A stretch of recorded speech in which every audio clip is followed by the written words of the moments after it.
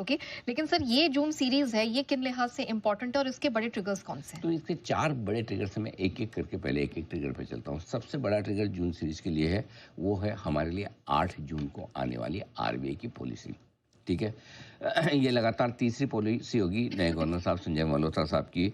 महँगाई इस वक्त काबू में है, अच्छे मानसून की उम्मीद है और मानसून भी वाइड स्प्रेड है पूरे देश में। ऐसा नहीं कि कहीं एक ही जगह पर है और कभी-कभार है। समय के हिसाब से भी और ज्योग्राफी के हिसाब से भी पूरा वाइड स्प्रेड मानसून है। तो महँगाई इससे और कम ही होने की उम्मीद है। आरबीआई की जो टारगेट रेंज है 4% उससे काफ़ी नीचे चल रही है, 3% के आसपास है। अब ऐसे में आरबीआई का फोकस पूरी तरह से ग्रोथ बढ़ाने पर है। ये ग्लोबली अनिश्चितता का जो माहौल चल रहा है टेरिफ वरिफ फोर को लेकर, यही वो समय है जब आप ग्रोथ बढ़ाने पर ज़्यादा फोकस कर सकते हैं। सो ये एक चीज़ है। ऐसे में लगातार तीसरी बार ब्याज दरें घटने की संभावना है। संभावना क्या है? निश्चित ही है कि ब्याज दरें घटेंगी। करेक्ट। अब बड़ा सवाल कि कितनी? 1/4% या आधा परसेंट। बहुत सेफ है एज्यूम कर लेना कि 1/4% घटाएंगे ब्याज दरें। लेकिन जिस तरह से पहली पॉलिसी से गवर्नर साहब ने संजय मल्होत्रा साहब ने संकेत दिए और वो साफ बता रहे हैं, वो बड़े प्रोएक्टिव गवर्नर के तौर पर वो अपने आप को प्रोजेक्ट कर रहे हैं, वैसा कर भी रहे हैं। एक्शन भी वैसा है। पहली पॉलिसी में किसी को उम्मीद नहीं थी कि वो दरें घटा देंगे, लेकिन उन्होंने घटा दी। दूसरी पॉलिसी में लगातार घटाई। कोई बड़ी बात नहीं, गवर्नर साहब एक बार फिर से प्रोएक्टिव होते हुए आगे की सोच को देखते हुए, आगे की महंगाई को काबू में देखते हुए वो आधा परसेंट ब्याज दरें घटाकर एक बड़ा ट्रिगर दे रहे हैं। तो इस सीरीज के लिए सबसे बड़ा ट्रिगर भारत के लिए जो होगा वो आरबीआई गवर्नर की तरफ से ब्याज दरें घटाने को लेकर हो सकता है। पहली ओके। चीज ये। तो पहला ट्रिगर सबसे बड़ा ये हमारा। दूसरा ट्रिगर है ग्लोबल मार्केट्स का। ग्लोबल मार्केट्स में क्या? 18 जून, 17 और 18 जून को वहाँ पर फेड की बैठक है। 18 जून को ब्याज दरों पर फैसला आएगा फेड का। महंगाई वहाँ पर भी काबू में है, ठीक है? अगर महंगाई को देखते हुए, काबू में देखते हुए अगर फेड चेयरमैन का मन बदल जाए और वो अगर ब्याज दरें घटा दे, तो अमेरिकी बाजार बहुत तेज दौड़ लगा सकते हैं। अमेरिकी बाजार अभी दो ही चीज़ों पर ट्रेड कर रहे हैं, एक टैरिफ की खबरों पर और दूसरा नया ट्रिगर अगर इंटरेस्ट रेट्स का बन जाए तो। संभावनाएं कम है। कम क्यों है?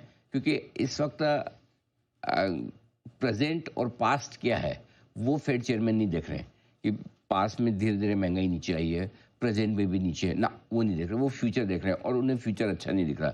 उन्हें लगता है जब तक ट्रंप है फ्यूचर कोई प्रेडिक्ट कर ही नहीं सकता। और वो गलत भी नहीं है कि जिस तरह से टैरिफ को लेकर कभी अच्छी कभी खराब खबरें आ रही हैं, उसको देखते हुए वो उन्हें डर है कि महंगाई बढ़ेगी, ऐसा है तो फिर मैं ब्याज दरें क्यों घटाऊं।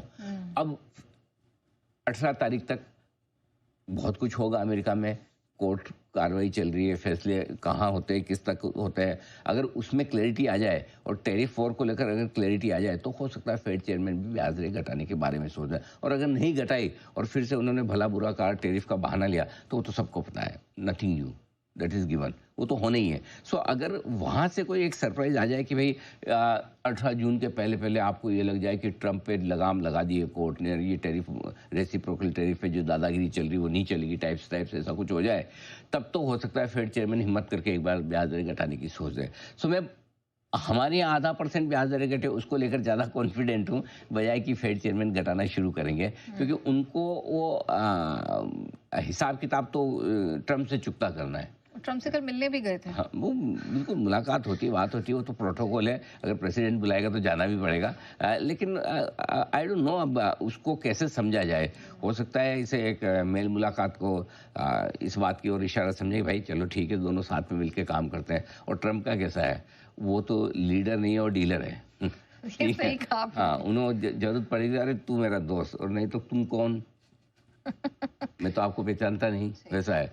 मतलब वो प्यार जताने में भी बिल्कुल पीछे नहीं रहते और गाली देने में तो सबसे आगे रहते ही हैं।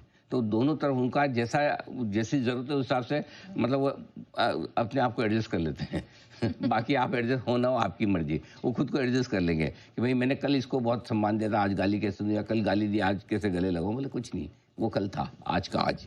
वैसा है ट्रम्प का हाल। सो चौथा और आखिरी ट्रिगर जो इसलिए है, वो है जो मई के आखिरी हफ्ते में, ये पिछले 7 8 10 दिन से है ना, ये बाजार को परेशान कर रहा है, और वो है सप्लाई।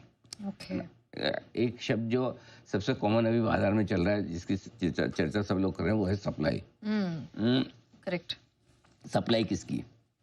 एफआईज, प्रोमोटर्स और प्राइवेट इक्विटी फंड्स और आईपीओ, ये बाजार में छाए हुए हैं, ठीक है। मई में इन सब ने मिलकर जम के सप्लाई की। प्रोमोटर और प्राइवेट इक्विटी फंड्स ने लगभग लगभग 60,000 करोड़ की बिकवाली की है। लगभग 60,000 करोड़ की बिकवाली, 59,613 करोड़ ने एग्जैक्टली ये है। और साथ ही जिसमें ऑफर फॉर सेल भी आ गए, प्राइवेट इक्विटी फंड और प्रोमोटर, इन तीनों की बिकवाली जो मार्केट में, सेकेंडरी मार्केट में ही लगभग 9,000 करोड़ के आईपीओ आ गए, यानी कि 68,596 करोड़, 70,000 करोड़ के आसपास का माल निकल गया मार्केट। सोचो ये 70,000 करोड़ आपके स्क्रीन पे आते खरीदने के लिए, तो कोई इंडिगो, कोई आईटीसी ऐसे ले गया पैसे, भारतीय एयरटेल, ठीक है। अगर भारतीय एयरटेल के इतने पैसे खरीद जाए, इंडिगो में ही अगर 11-12 हज़ार, आईटीसी 13,000 करोड़ का कोई खरीदने आए स्क्रीन पे, तो भाव क्या हो जाए, है ना। लेकिन वो सप्लाई आ रही है। वैसे मई में अभी तक एफआईएस की तरफ से नेट खरीदारी का आंकड़ा है वो है 18,222 करोड़ का। लेकिन पिछले 8-10 दिन, 7-8 दिन अच्छे नहीं रहे बाजार में बहुत ज़्यादा। या क्यों? एक एफआईएस ने कैश में खरीदारी धीमी की है। जब बेचते हैं उस दिन थोड़ा ज़्यादा बेचते हैं, खरीदते तो थोड़ा कम। स्टॉक और इंडेक्स फ्यूचर्स में पिछले 4-5 दिनों से सप्लाई आ रही है और इसलिए थोड़ा सा बाजार रुक भी रहे। अब जून के महीने में भी जैसे जैसे बाजार बढ़ेंगे वैसे वैसे सप्लाई बढ़ेगी। एक आम राय बाजार में अभी जो बन गई है कि भाई अब बेचना सबको है, ठीक है। प्रोमोटर को बेचना है, प्राइवेट इक्विटी फंड्स को बेचना है, आईपीओ भी जो बीच में 4-6 महीने ठंडे हो गए थे अब सबको लाने हैं, राइट। सो अभी बेचना सबको, और जैसे जैसे बाजार बढ़ेगा ब्लॉक डील्स और आएगी, और वो ब्लॉक डील्स को एब्जॉर्ब करने के लिए अब समझो आपकी 26,000 करोड़ की एसआईपी आई, ठीक है। आपकी तो 2-3 डील में ही 26,000 करोड़ निकल जाए ऐसे, तो करेक्ट। अपने ऐसे खुश हो जाएंगे अरे पैसे तो बहुत आ रहे हैं, पैसे तो बहुत आ रहे हैं, लेकिन निकलने में कितना टाइम लगता है तुरंत। वो पूरे पैसे एसआईपी का घड़ा भरने में 1 महीना लगता है। 2 ब्लॉक डील में गायब, 2 ब्लॉक डील में निकल जाता है ना। सो इसलिए ये बड़ी ब्लॉक डील जब तक आती रहेगी ना, वो थोड़ी समस्या है ही, इसमें कोई डाउट नहीं। दूसरा एक और चीज में डेटा देख रहा था आज जी, अगले 2 महीने में 26,400 करोड़ के आईपीओ लाइनअप है। तो पैसे तो कहीं तो जाएंगे ना। तो थोड़ा सा लिक्विडिटी की समस्या। अब ये लिक्विडिटी की समस्या एक ही चीज बदल सकती है, ऐसा नहीं कि पैसे की कमी है जी। पैसा और भी आ सकता है, जितना है वो भी संभाल सकता है, लेकिन आगे बढ़ने के लिए अगर बाजार में तेजी बने तो पैसा भी आ जाए, और दूसरी तरफ ये कि पैसा आए तो तेजी बने। पहले मुर्गी या पहले अंडा वाला हाल है, पैसा आए तो तेजी बने, तेजी बने तो पैसा आए। Let's see what. जब आप ऐसा डेटा बता रहे हैं तो क्या लग रहा है जून सीरीज में मार्केट गिरेगा क्या? देखिए, इसके लिए थोड़ा सा फ्लैशबैक में ले जाता हूँ। पिछली 3 सीरीज बाजार के लिए बहुत अच्छी रही। निफ्टी, बैंक निफ्टी तीनों ही सीरीज में पॉजिटिव बंद हुए हैं, है ना। इसके पहले 5 सीरीज खराब रही थी, तो हमने कहा भी था कि इतिहास में पहली बार ऐसा हो 28 साल बाद की 5 सीरीज खराब रही हो, तो डरिए मत, अब यहाँ पे खरीदने का मौका है। बहुत स्ट्रांगली हमने बोला भी था। अब आइए पिछली 3 सीरीज में निफ्टी 2286 पॉइंट बढ़ा है और bank Nifty 6800 point, 6800 net gains ही है, ठीक है। इस सीरीज की शुरुआत में एफआईएस की मूड तो मंदी का है, इसमें कोई डाउट नहीं, ठीक है। एफआईएस के इंडेक्स फ्यूचर्स में लॉन्ग पोजीशन घटकर सिर्फ 20% रहेगी। पिछली सीरीज की शुरुआत में 41% थी, अब 20%। तो जनरली इतनी कम लॉन्ग पोजीशन का मतलब क्लियर कट है कि वो बाजार पर पॉजिटिव और बुलिश नहीं है, राइट, करेक्ट। और उसकी शायद वजह ये कि 3 सीरीज में पैसे बन गए, तो जरूरी नहीं कि हर सीरीज चले ही चले, बात तो सही है। और निफ्टी में ओपन इंटरेस्ट बढ़कर 1 करोड़ 26 लाख शेयरों पर आया, और रोल ओवर्स जो हुए वो थोड़े से, वैसे 79% के 79% ही है, लेकिन थोड़े से शॉर्ट साइड पे रोल ओवर ज्यादा है। ये सामने दिक्कतें कौन सी हैं, कौन से ऐसे फैक्टर्स हैं जो बाजार को बढ़ने नहीं दे रहे? बढ़ने का तो यही है ना, एक ही चीज है, ब्लॉक डील्स। अच्छा, यही है जो ब्रेक लगा के रखे हैं। मैं तो कहता हूँ कि अगर ब्लॉक डील ना हो तो आराम से कितनी तेजी हो जाए बाजार में। अगर ये सारा पैसा अगर ब्लॉक डील के बजाय सीधा बाजार में आ जाए तो ऑलरेडी हम 25,500 के आसपास निफ्टी पे हो जाते हैं। पहली चीज़ तो ये कि ब्लॉक डील से पैसा निकल रहा है। दूसरा, एफआईएस की खरीदारी थोड़ी धीमी पड़ रही है। अब देखिए, स्टॉक और इंडेक्स फ्यूचर्स में एफआईएस की बिकवाली है ही। ज़्यादातर पॉजिटिव ट्रिगर्स बाजार ने डाइजेस्ट कर लिए, जिसमें आपका अच्छा मॉनसून, घटती हुई महंगाई, घटती हुई ब्याज दरें, रियल सीजन ठीक ठाक, भारत पाकिस्तान हम भूल गए, सारी चीज़ें तो आ गई है प्राइस में, ठीक है। टेरिफ वॉर पे थोड़ा धीमा पड़ना ट्रंप का। अब व्हाट नेक्स्ट? प्रॉब्लम ये कि जितना आकर्षक बाजार 22,000 के लेवल पर था, आपके हमारे लिए नहीं, हमें तो डर लगता था। जो फंड मैनेजर्स होते हैं, जो बड़ा पैसा लगाते हैं, एफआईज होता है, 22,000 पे जितना अट्रैक्टिव था मार्केट, अब 25,000 पे नहीं है ना। 22,000 पे सस्ता था, 25,000 पे रीजनेबल है। तो जो वैल्यूएशन देख के लगाता तो उसको वो मुंह में पानी नहीं आ रहा ना।